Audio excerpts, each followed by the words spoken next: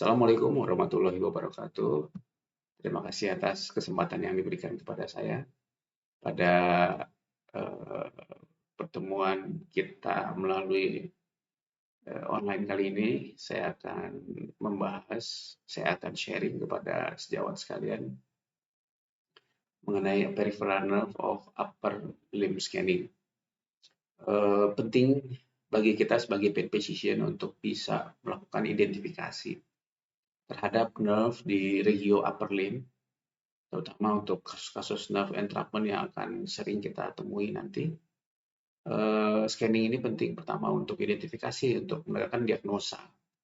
Kemudian yang lebih penting lagi, kita lakukan untuk guiding untuk tindakan intervensi kita nanti. Baik, saya akan mulai dari scanning yang pertama, yaitu median nerve. Median nerve sendiri terbentuk dari dua cabang, dari pertama lateral cord C5, C6, C7, dan medial cord C8, T1 daripada plexus brachialis. Kemudian dia berjalan medial. Pertama bagian proksimal dia berjalan lateral daripada arteri brachialis. Kemudian berjalan ke bawah dia akan crossing ke medial daripada arteri brachialis. Kemudian di di bagian ini dia akan memberikan inervasi ke pronator teres, ke brachial artery, dan ke joint elbow. Di cubital fossa dia berjalan di medial daripada arteri brachialis, di belakang daripada aponeurosis daripada bicipitalis. Kemudian berjalan di depan daripada brachialis muscle. Di regio forearm dia akan nervus medianus akan menginervasi daripada semua otot superficial dan intermediate layer, kecuali flexor carpi ulnaris yang diinervasi oleh nervus ulnaris. Kemudian meninggalkan cubital fossa, nervus medianus akan melewati dua lapisan daripada otot dari pronator teres. Kita ketahui pronator teres terbentuk oleh dua head, satu yang humeral head dan satu lagi yang ulnar head. Jadi nervus medianus berjalan di antara dua lapisan tersebut, menembus distal dan berjalan di antara flexor digitorum superficialis dan flexor digitorum profunda. Kemudian juga memberikan cabang inervasi kepada otot-otot di regio tersebut. Kemudian sekitar 5 cm sebelum memasuki retinaculum, nervus medianus memberikan cabang ke palmar cutaneous branch, dan setelah itu akan masuk ke dalam flexor retinaculum. Dalam flexor retinaculum tersebut, nervus medianus sudah berjalan di antara 10 struktur, yaitu 4 flexor digitorum superficialis, 4 digitorum profunda, flexor pollicis longus, dan nervus medianus sendiri.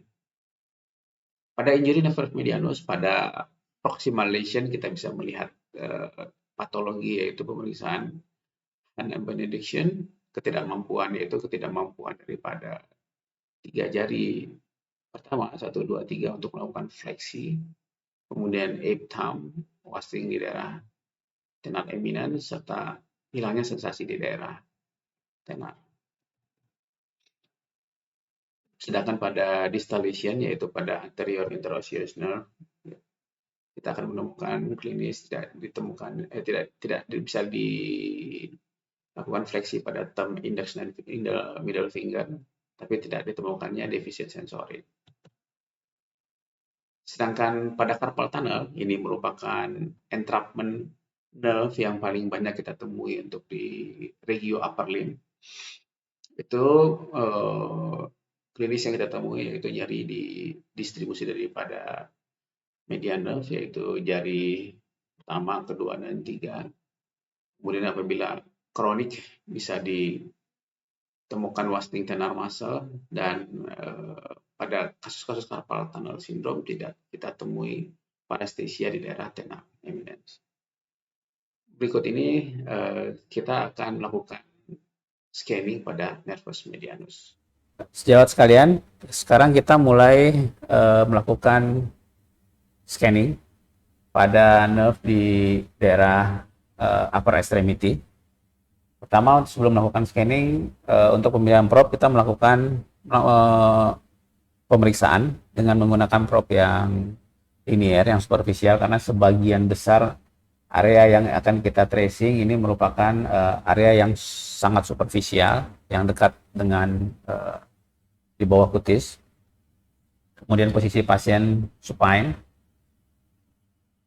tangan sedikit abduksi. Untuk daerah nerve tracking di daerah upper extremity, landmark utama adalah di daerah cubiti, karena pada daerah cubiti semua nerve, baik itu radialis, medianus, atau ulnaris, itu terletak sangat superficial sebelum mereka diving ke distal atau ke proksimal. Jadi daerah cubital merupakan daerah landmark yang memudahkan kita untuk cepat menemukan nerve perifer, sehingga kita setelah kita menemukan daerah cubital, kita bisa tracing ke distal atau proksimal. Baik, kita taruh probe di daerah cubiti, kita bisa melihat ada beberapa area yang bisa menjadikan landmark kita. Pertama, otot yang besar di daerah anterior cubiti ini merupakan brachialis. Kemudian kita bisa melihat os humerus yang bagian yang round shape, ini merupakan capitulum, merupakan bagian daripada epicondylus lateralis daripada humerus. Kemudian kita bergerak ke medial, kita menemukan bentuk yang V-shape, ini merupakan bagian daripada epicondylus medial daripada humerus. Trochlea, ini merupakan trochlea yang nanti berartikulasio dengan ulna, sedangkan capitulum berartikulasio dengan radius. Bagian lateral atau bagian kiri daripada gambar, bagian layar, bagian lateral, ini merupakan otot brachioradialis. Antara otot brachialis dengan brachioradialis, di sini terletak nerve radialis. Kita lihat di sini nerve radialisnya sudah mulai mau terbagi dua, menjadi superficial dan deep. Kita bergerak lagi ke medial, maka kita bisa lihat di sini struktur lain. Di sini ada arteri brachialis. Kita bisa konfirmasi dengan color. Ya, arteri brachialis. Kemudian sebelah lateral daripada arteri brachialis ini merupakan bicep brachii tendon. Kemudian sebelah medialnya di sini ada nerve medianus, dari medial daripada arteri brachialis. Kemudian kalau kita bergerak ke medial lagi, kita bisa menemukan otot supinator yang paling medial. Jadi ini otot supinator, antara supinator dengan brachialis, di sini ada nervus medianus. Baik. Jadi kita di sini bisa tracing nervus medianus dari sini kita tracing ke proksimal. Kita lihat bahwa nervus medianus yang terletak medial daripada arteri brachialis, kita tracing ke proksimal, dia mulai crossing, bergerak ke lateral daripada arteri brachialis. Kita tracing lagi ke atas, kita perhatikan tadi bahwa di sebelah lateralnya tadi ada tendon, sekarang menjadi otot bicep brachii. Kita bergerak lagi ke atas. Ya, di sini ada kompleks arteri brachialis, vena brachialis. Kalau kita bisa lihat, perhatikan di sini ada nerve yang sangat kecil, tapi cukup bisa kita identifikasi. Ini merupakan medial antebrachial cutaneous nerve, di mana ini Medial antebrachial cutaneous nerve ini merupakan nerve yang menginervasi bagian medial forearm yang merupakan cabang daripada medial cord plexus brachialis. Kita lanjutkan, ini kita identifikasi daripada nervus medianus. Sesuai dengan namanya, nervus medianus yaitu di tengah. Jadi dia selalu berada di tengah, baik di arm ataupun forearm. Kita tracing up ke atas lagi. Ini brachialis. Kemudian brachialis semakin menjadi tendon. Kita tracing ke atas. Nah, pada kita tracing ke atas ini, kita lihat bahwa kita bisa melihat bahwa ada beberapa nerve yang berkumpul mendekati struktur di sekitar sini. Pertama adalah ini medianus, kemudian ini arteri dan vena brachialis. Ini merupakan ulnar nerve. Ulnar nerve. Dan apabila kita bergerak ke medial, kita bisa menemukan musculocutaneous nerve di dalam otot coracobrachialis. Yang kita tahu bahwa musculocutaneous nerve ini merupakan nerve yang menginervasi daripada tiga otot besar di arm, yaitu brachioradialis, coracobrachialis, kemudian brachialis dan bicep brachi. Kita perhatikan lagi, ini nervus medianus. Kita tracing ke bawah sekarang. Kita tracing ke bawah, dia terletak lateral daripada arteri brachialis. Kemudian semakin distal, maka dia akan bergerak crossing menyeberang arteri brachialis dan sekarang terletak di medial daripada arteri brachialis. Kita sekarang kembali di fossa cubiti. Baik. Kemudian kita tracing ke bawah, nervus medianus.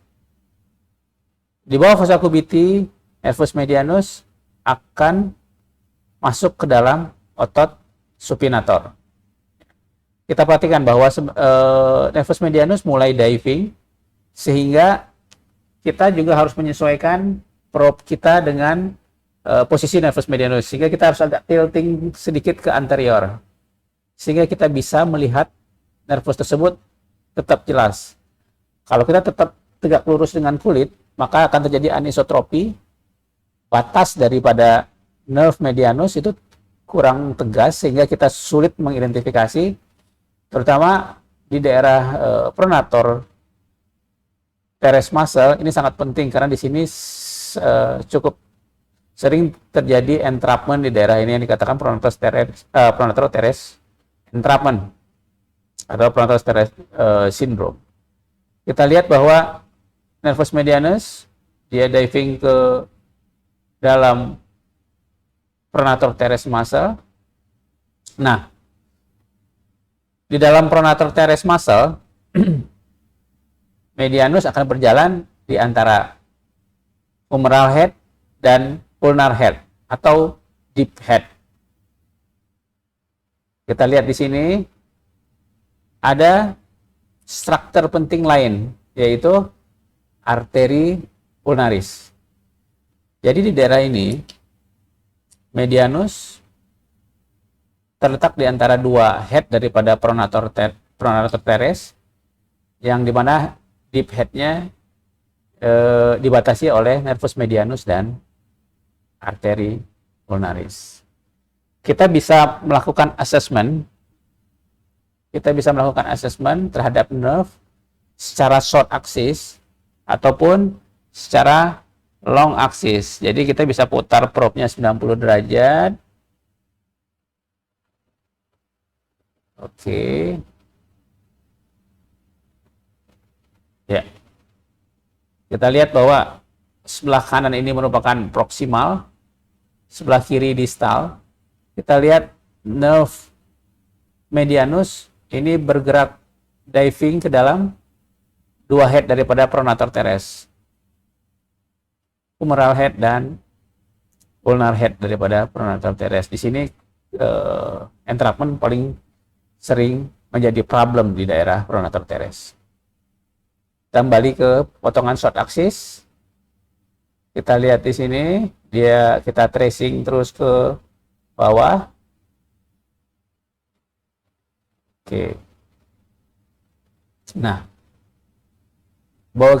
bila kita perhatikan bahwa ini merupakan os ulnaris. Kemudian ini radialis. Di sini ada interosseous membran. Kemudian apabila kita perhatikan struktur di sini ada pulsasi daripada arteri interosseous. Nah, di sini ada struktur penting lain, yaitu kalau kita perhatikan,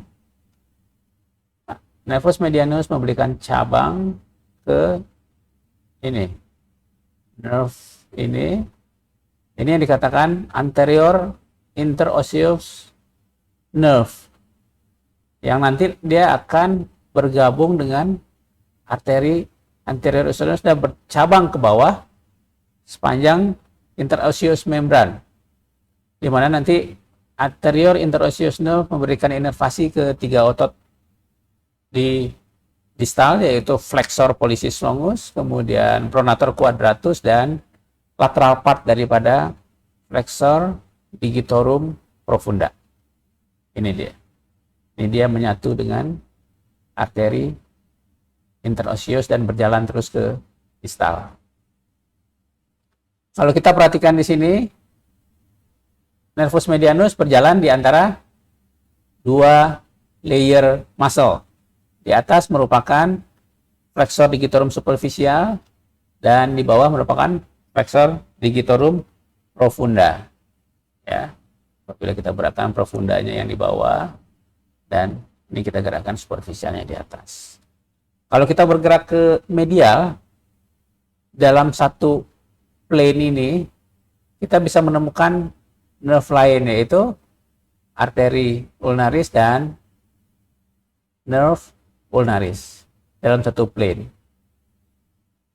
Baik, selanjutnya kita bergerak ke distal. Nervus medialis semakin superficial, depth-nya kita kurangin supaya kita bisa lebih fokus untuk melihat nervus medianus.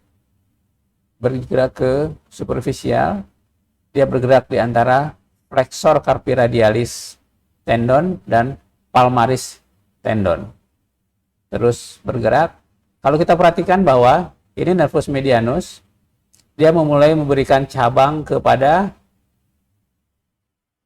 nervus yang kecil ini. Ya, nervus yang kecil ini, di mana nanti nervus ini akan melintas di superficial, dia tidak akan masuk di bawah retinaculum. Ini merupakan palmar branch yang akan menginervasi daerah daripada tenar area di hand. Sementara nervus medianus nanti akan bergerak memasuki retinaculum.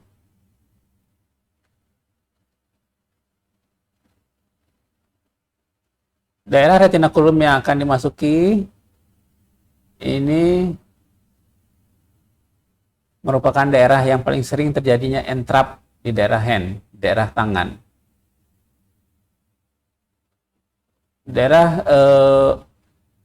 retinaculum tersebut dibatasi lateral oleh pisiform bone, scaphoid bone, kemudian di sebelah medial di pisiform bone.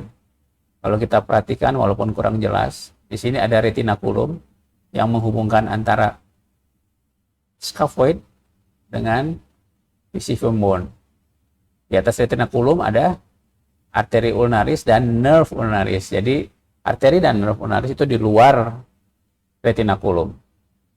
Nah, kemudian di bawah retinaculum ada 10 struktur yang berdesakan, yaitu 4 flexor digitorum superficialis, 4 flexor digitorum profunda, 1 flexor pollicis longus, dan 1 nervus medianus. Bagaimana kita mengidentifikasi nervus medianus?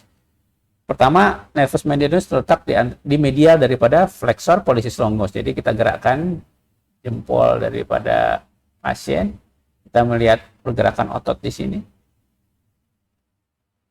Nah, medial daripada otot ini, tendonnya, flexor pollicis longus tendon, ini merupakan median arteri.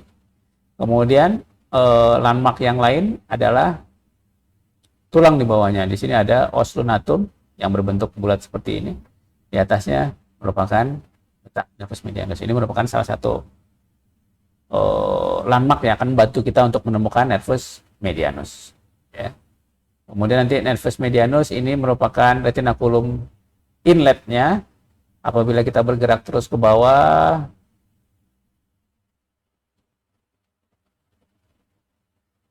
kita bisa menemukan batas outletnya. Batas outletnya yaitu sebelah medial adalah hoop of Hamate, kemudian sebelah lateralnya ada trapezoid bone. Baik, mungkin demikian untuk tracing nervus medianus. Baik, selanjutnya kita akan ke nervus berikutnya, yaitu nervus radialis. Nervus radialis merupakan pertemuan daripada bagian daripada posterior cord yang membawa fiber dari C5, C6, C7, C8, T1, jadi merupakan cabang dari semua cabang daripada brachial plexus membentuk daripada radial nerve. Setelah keluar daripada posterior cord, maka dia akan berjalan ke posterior melewati triangular space yang akan dibentuk oleh bagian superiornya dibentuk oleh teres Meyer, kemudian long bicep pada bagian medial serta humerus pada bagian lateral. Setelah melewati triangular space, nervus medianus akan berjalan di spiral groove, berjalan bersama profunda brachial artery.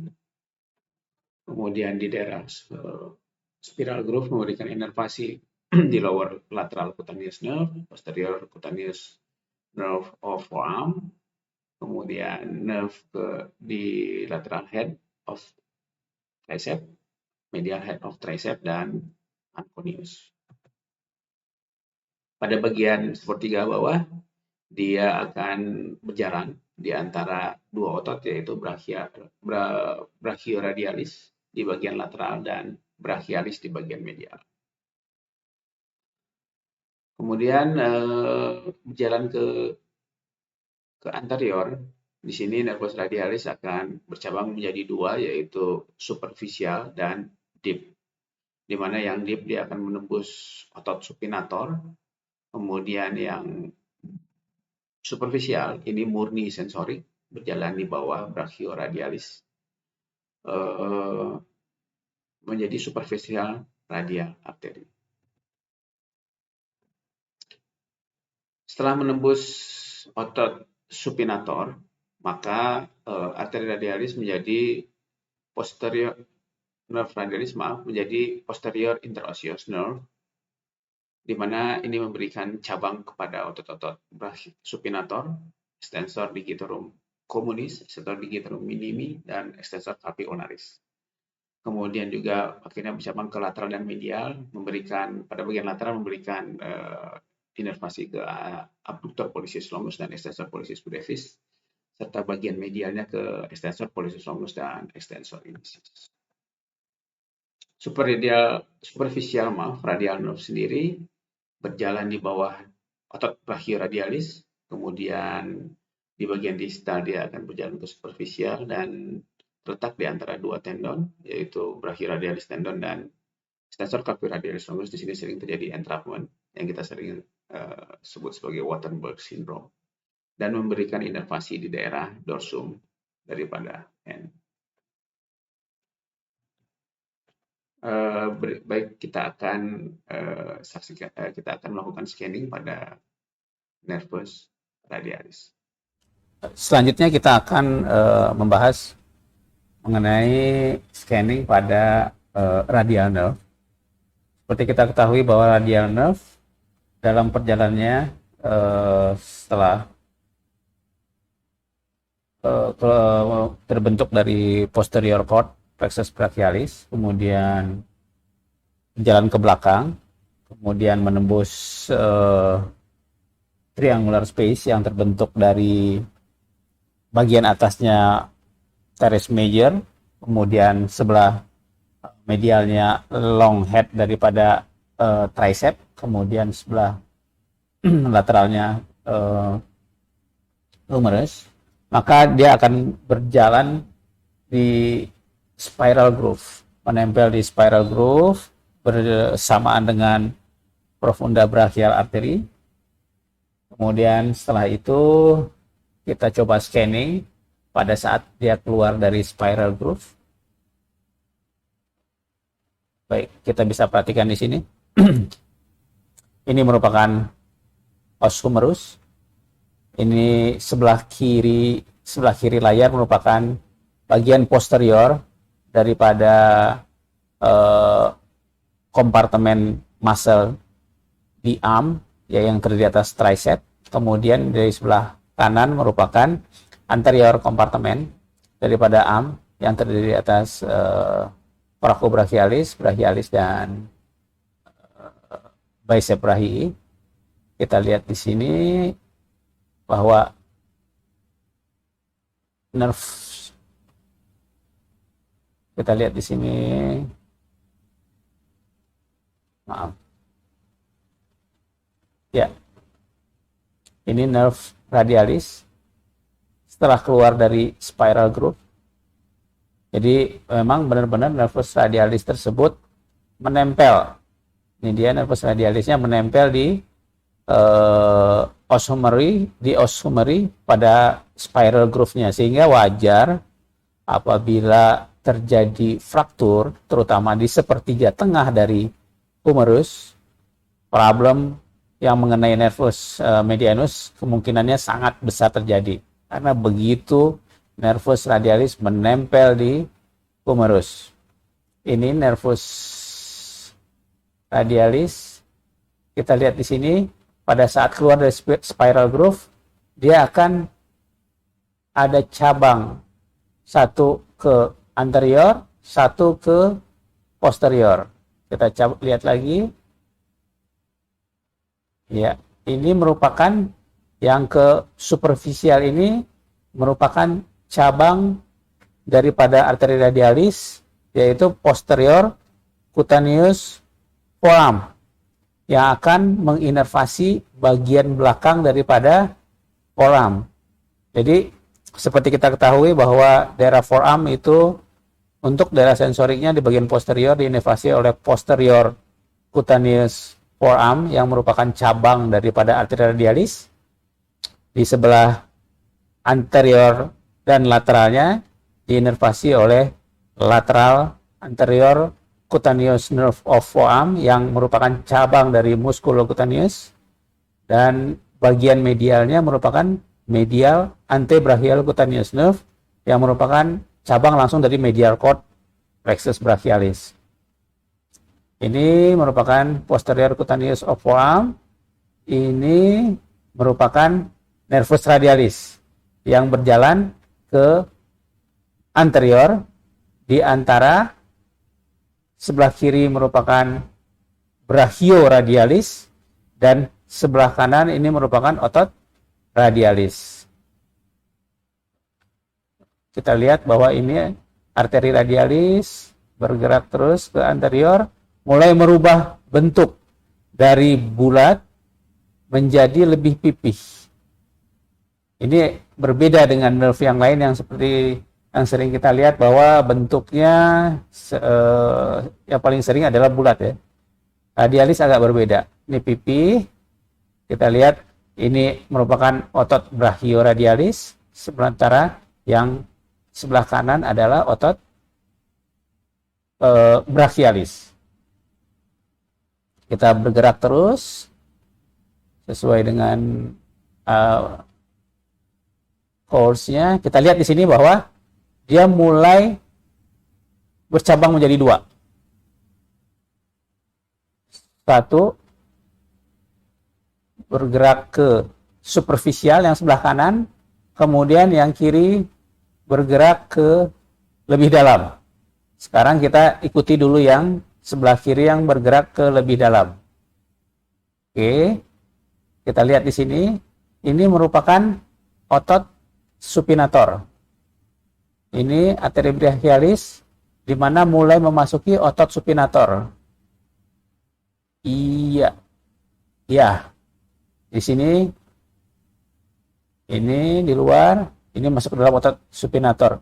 Ini merupakan area yang sangat penting kita untuk perhatikan karena di sini paling sering terjadi entrapment. Area ini disebut sebagai arcade of flows, di mana pada saat masuk arteri radialis memasuki otot supinator, mengikuti suatu aponeurosis yang sering menjadi tempat entrapnya arteri radialis. Begitu arteri radialis masuk ke dalam otot supinator, maka arteri radialis resmi menjadi posterior interosseous nerve. Ini dia. Otot radialis sedang berjalan dalam otot supinator. Dia akan terus bergerak. Kita ikuti. Dia bergerak ke dorsal. Oke. Nah, dia sekarang nervus radialis keluar daripada supinator. Kemudian berjalan ke lebih superficial, bergerak di antara otot-otot superficial daripada ekstensor dan profunda daripada otot-otot ekstensor. Ini semakin ke distal, kita agak sulit mengikutinya karena dia semakin menjauhi probe dan semakin dalam, semakin dangkal. Kemudian end daripada posterior internus nerve adalah pada kompartemen keempat, bagian bawah daripada kompartemen keempat. Ini kita lihat, ini merupakan Lister tubercle daripada radius. Lister tubercle di sebelah medialnya merupakan ada kompartemen ketiga, extensor pollicis, dan berikutnya sebelahnya kompartemen ke-4. Nah, di bawahnya ini ada arteri. Di sini di sebelahnya merupakan cabang ujung dari posterior interosseous nerve. Kemudian kalau kita tracing lagi ke atas, tadi pada saat dia bercabang dua, yang sebelah kiri tadi masuk ke dalam otot supinator dan menjadi posterior interosseous nerve, maka yang di sebelah kanan dia akan terus berjalan ke superficial menjadi nerve pure sensorik. Tidak ada otot yang diinervasinya, dia berjalan terus di bawah otot brachioradialis. Ini kita perhatikan. Ini otot brachioradialis. Ini arteri radialis. Ini dia superficial arteri radialis. Dia berjalan lebih permukaan. Ini brachioradialis semakin kecil, semakin kecil, semakin kecil, semakin kecil, semakin permukaan. Maka di bawah kulit kita lihat bahwa ini tendon daripada otot brachioradialis, kemudian di sebelah kiri merupakan tendon daripada extensor carpi radialis longus, maka pada saat dia berjalan ke permukaan, superficialis radial nerve ini sering entrap, terjepit di antara dua otot ini, yaitu brachioradialis dan extensor carpi radialis longus. Ini yang dikatakan sebagai Waardenburg syndrome. Kita lihat terus, kita bisa tracing. Ini sangat kecil sekali. Kita depth-nya kita adjust lagi. Kita lihat dia berjalan terus ke distal. Jalan terus. Kemudian dia menyeberang ke lebih lateral. Terus ini kita lihat, ini kompartemen 2. Ini ada ECRL dengan ECRB, extensor carpi radialis longus dan brevis. Dia berjalan di atasnya, di atas kompartemen 2, dan terus ke bagian lateral menginervasi daerah dorsum daripada tangan. Kita bisa telusuri terus sampai ke bawah. Demikian untuk arteri radialis. Terima kasih.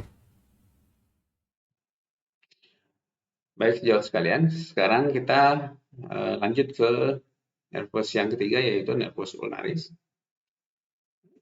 Nervus ulnaris sendiri merupakan cabang dari medial cord daripada plexus brachialis, yaitu dari C8 dan thoracal 1. Di mana nervus ulnaris berjalan dari anterior kompartemen dari arm, yaitu yang terisi dari ada 3 otot besar, thoracobrachialis, brachialis, dan bicep brachii.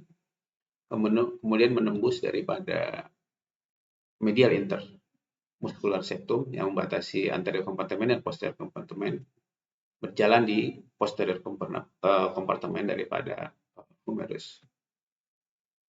Kemudian struktur yang kemungkinan bisa menyebabkan problem pada nerve entrapment yaitu arcade of Stater, yaitu arcade yang menghubungkan medial head daripada tricep dengan medial intermuscular septum, lebih kurang 8 cm daripada pusat kubiti.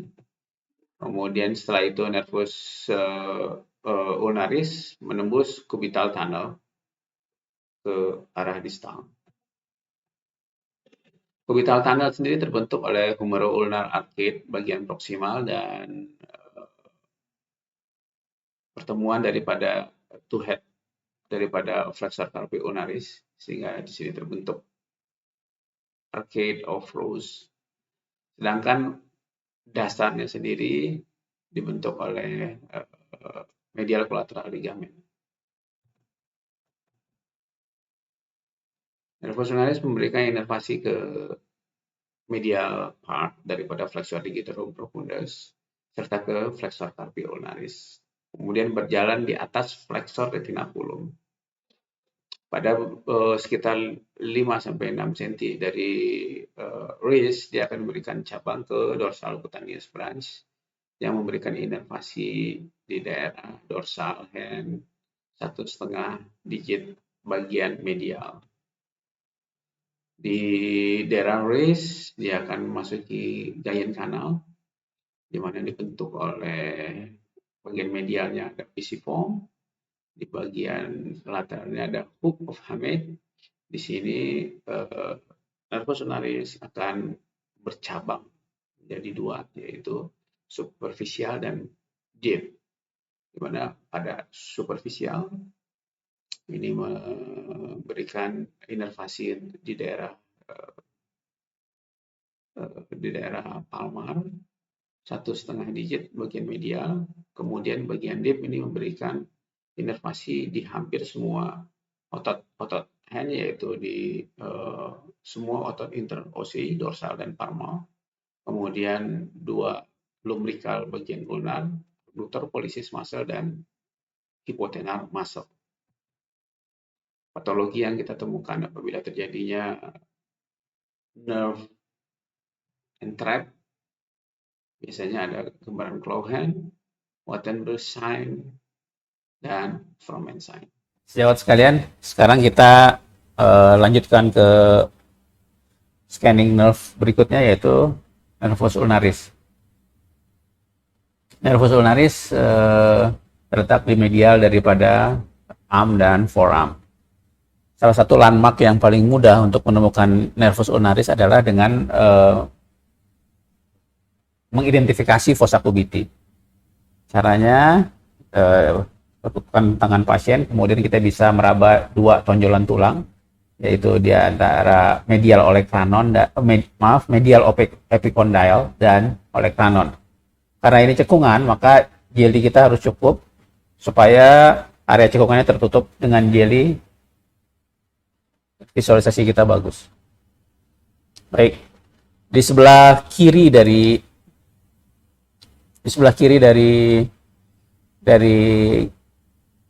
layar adalah ini merupakan tonjolan medial epicondyle.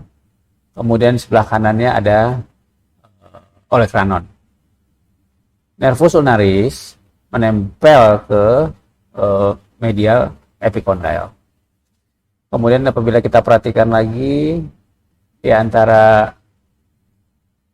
medial epicondyle dan olecranon, di sini ada ligamen. Ini ligamen of Osborn. Ini merupakan batas atas daripada fossa cubiti. Kemudian di dasarnya ini merupakan elbow joint, bagian daripada medial collateral ligament, pars transverse dan posterior, yang merupakan batas bagian bawah daripada fossa cubiti. Kita mulai tracing ke bagian atas daripada nervus ulnaris. Ini nervus ulnaris, kita tracing ke atas. Oke, kita tracing up. Jadi dia berjalan di superficial daripada medial head daripada tricep. Terus kita tracing ke atas, masih berjalan di atas otot. Ini berjalan sangat-sangat superficial, ya, di bawah daripada subcutis dan di atas daripada medial head of tricep. Kita lihat di sini, kita tracing terus ke atas. Apabila kita lihat ke sebelah medial, kita bisa lihat di sini arteri brachialis dan nervus medianus. Baik, kita bergerak lagi ke medial. Kita perhatikan bahwa pada posisi ini merupakan medial daripada intermuskular septum, yang memisahkan antara sebelah kanan merupakan posterior septum, posterior kompartemen yang terdiri atas tricep muscle, dan sebelah kiri merupakan anterior daripada kompartemen daripada muscle di arm yang terdiri atas 3 otot besar, coracobrachialis, brachialis, dan biceps brachii. Kita perhatikan ini medial daripada intermuscular septumnya. Kita perhatikan bahwa di sini nervus ulnaris berjalan di posterior kompartemen. Apabila kita gerakan ke proximal, dia sekarang masuk ke anterior kompartemen. Saya gerakan lagi ke bawah. Ini merupakan dia di posterior. Dan kemudian menembus anterior. Kita lihat ya, posterior, anterior. Ini merupakan salah satu tempat yang cukup sering terjadinya juga entrapment, jadi harus menjadi perhatian kita untuk posisi di daerah ini. Kemudian apabila kita tracing ke atas, kita lihat dia sudah hampir memasuki daripada legio axilla. Di sini ada nervus ulnaris. Di sini ada vena daripada axillaris yang bisa, apabila kita lakukan kompres maka dia akan kolaps. Di sini arteri daripada brachialis, kita bisa konfirmasi dengan pemeriksaan color. Oke. Kemudian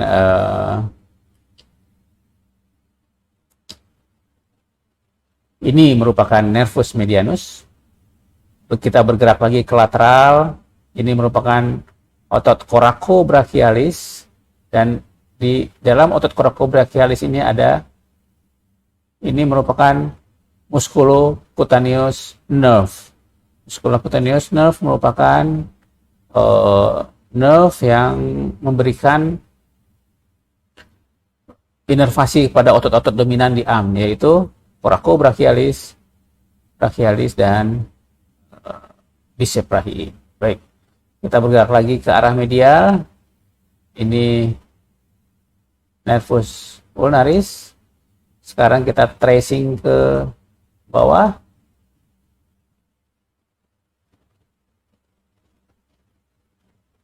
Tracing ke bawah. Nah, dia dari anterior kompartemen, dia mulai menembus ke posterior kompartemen. Kemudian turun lagi ke bawah. Ini sangat superficial, di bawah subcutis, dan mulai memasuki daerah fossa cubiti. Oke, sekarang kita berada di fossa cubiti lagi. Kita tracing down. Nah, kita perhatikan bahwa di sini ada dua otot yang mengelilingi nervus ulnaris, yaitu di kiri. Ini merupakan daerah humeral head daripada flexor carpi ulnaris, dan ini ulnar head daripada flexor carpi ulnaris. Antara dua head ini, di atas nervus ulnaris terdapat suatu aponeurosis. Aponeurosis, di bawah aponeurosis ini terletak ulnaris, nervus ulnaris. Aponeurosis ini dikatakan aponeurosis Osborn. Ini merupakan salah satu tempat yang paling sering untuk terjadinya entrapment daripada nervus ulnaris selain di fossa cubiti tadi. Oke, ini kita bisa lihat aponeurosisnya. Ini muscle kiri dan kanan. Baik, kita tracing down ke bawah lagi. Kita lihat aponeurosisnya menjadi semakin menghilang dan menebal menjadi otot daripada flexor carpi ulnaris, di mana flexor carpi ulnaris juga inervasi oleh nervus ulnaris. Kita lihat ini flexor carpi ulnaris, ini nervus ulnaris. Kita jalan terus ke bawah, kita tracing ke bawah dari sebelah. Oke. Nah, kemudian kita bisa melihat mulai timbul arteri ulnaris. Arteri ulnaris, cabang daripada arteri brachialis, bergerak mulai mendekati arteri ulnaris. Oke. Pada posisi ini, pada facial plane ini, apabila kita teruskan ke medial, maka kita bisa melihat nervus medianus. Jadi medianus terletak dalam satu plane dengan nervus ulnaris. Ini merupakan otot flexor carpi ulnaris. Kemudian ini flexor digitorum superficialis, dan di bawahnya flexor digitorum profunda. Kita bergerak terus lagi ke bawah. Oke, dia semakin superficial.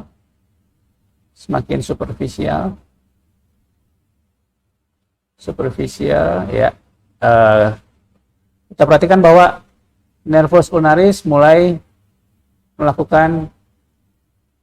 timbul branching. Nah, ini ada cabang yang keluar dari nervus ulnaris, kemudian cabang ini bergerak ke arah dorsal. Ini merupakan dorsal branch daripada nervus ulnaris yang menginervasi bagian 3 dan 4 daripada dorsal hand. Jadi cabangnya di sebelah proksimal daripada wrist joint. Kita lihat ya. Dia mulai, ya, ya, ini cabangnya proksimal, ini dia menyatu, ini bercabang. Ya, kita sekarang kembali ke nervus medianus, ke nervus ulnaris, maaf. Nervus ulnaris kita tracing ke bawah lagi. Kita lihat sekarang mulai memasuki daerah wrist joint. Kita lihat ini merupakan pisiform bone. Ini merupakan otot daripada flexor carpi ulnaris. Dia melewati atas daripada pisiform bone untuk berinsersi di daerah metatarsal. Oke. Ini kita lihat.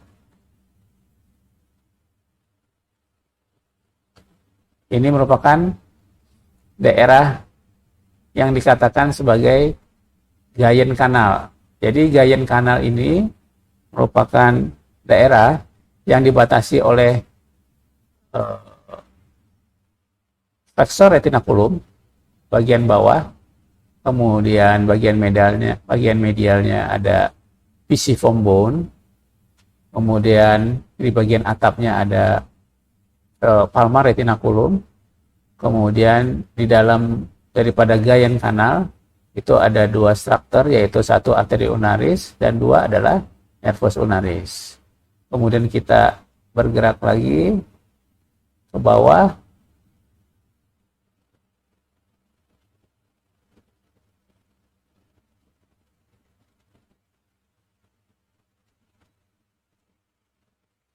Ya, kita lihat di sini bahwa nervus ulnaris setelah melewati pisiform, dia akan terbagi dua. Pertama yang bergerak ke superficial, dan yang kedua adalah yang bergerak ke profunda. Kalau kita lihat di sini, ini yang profunda, dia bergerak ke bawah. Sementara yang satu lagi ke superficial. Jadi ini deep branch yang merupakan muscular branch yang menginervasi semua otot-otot tangan, sebagian besar otot-otot tangan, mulai dari adduktor pollicis, semua interosseous, palmar dan dorsal interosseous, kemudian dua lumbrical yang bagian medial, lumbrical 3 dan keempat, kemudian juga menginervasi hipotenar daripada tangan. Sedangkan yang superficial, kita bisa lihat cabang superficial itu menginervasi sensorik di daerah palmar bagian 4 dan 5 bagian medial. Mungkin itu dulu untuk scanning daripada nervus ulnaris. Demikian sejauh sekalian sharing saya kali ini mengenai upper limb nerve scanning. Semoga ini bisa bermanfaat buat sejawat semua dalam melakukan pelaksanaan dan entrapment pada upper limb. Lebih dan kurangnya mohon maaf. Assalamualaikum warahmatullahi wabarakatuh.